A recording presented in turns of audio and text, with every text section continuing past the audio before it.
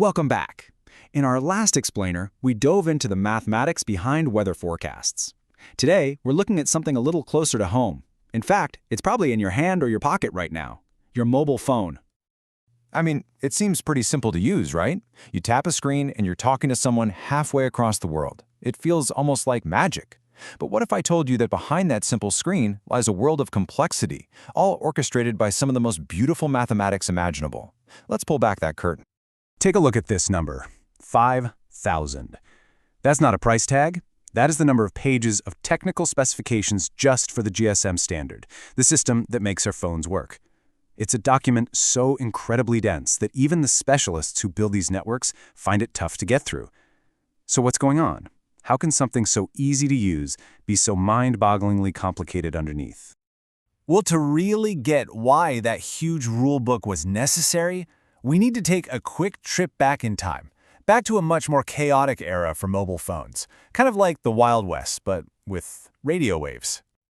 Okay, so picture this. It's the late 1980s. You've got this super expensive, cutting-edge car phone.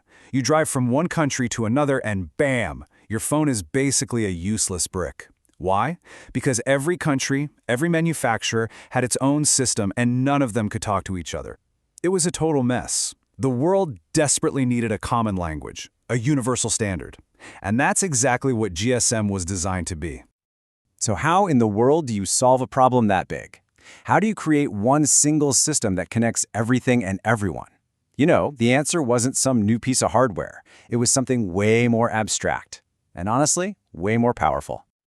Yup, mathematics. It's the invisible architect holding up our entire connected world. And algorithms are the workers that put those mathematical blueprints into action. They provide the theory and the step-by-step instructions for everything, from digitizing your voice to organizing all those radio waves flying through the air.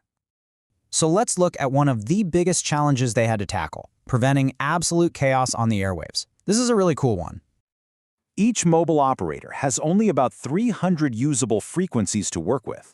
Now that might sound like a lot, but think about the millions of people trying to make calls at the same time. 300 is a tiny number.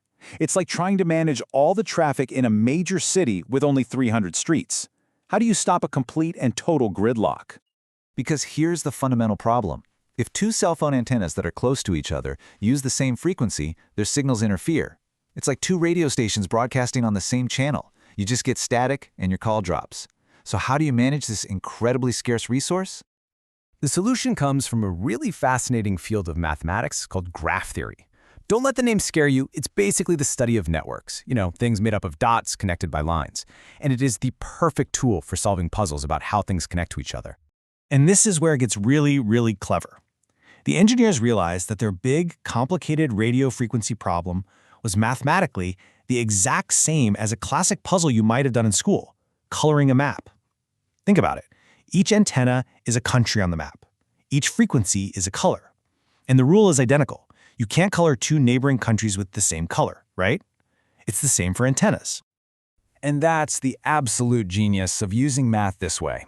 You take this messy, real-world physics problem about radio waves and interference, and you transform it into an elegant, classic puzzle that mathematicians already know how to approach. Thanks to graph theory, engineers can use these powerful algorithms to find a super efficient solution to this giant coloring puzzle, keeping all our calls crystal clear. But hey, that's just one piece of the puzzle. That frequency allocation trick is just one instrument in the huge mathematical symphony that makes your phone work every single second. For example, digital signal processing is what takes the analog wave of your voice and flawlessly translates it into ones and zeros. And then you have these amazing things called error-correcting codes.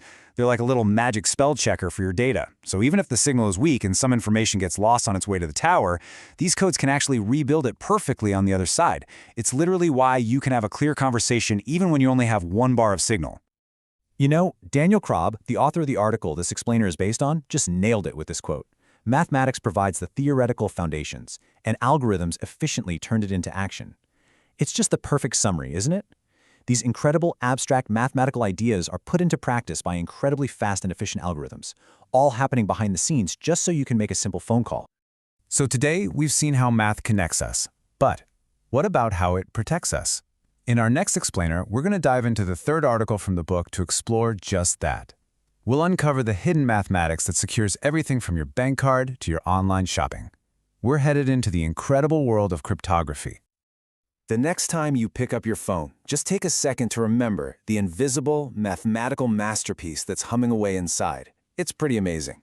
If you enjoyed uncovering this hidden world with us, make sure to follow the StayBlocks channel so you don't miss the next part of our journey. Thanks so much for joining us.